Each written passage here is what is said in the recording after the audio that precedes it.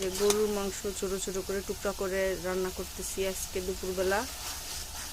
আলু দিয়ে রান্না করব, ভাজা ভাজা করব আর কি। এই গরুর মাংস, এই আমার ভাঙা নষ্ট চুলা নিয়ে আবার আপনাদের সামনে হাজির হইলাম।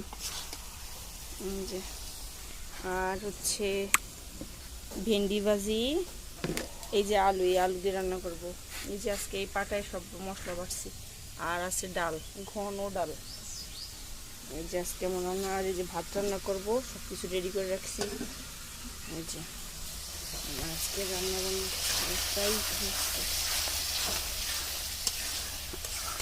এই যে এটাকে একদম পুরা ভাজা ভাজা করবো।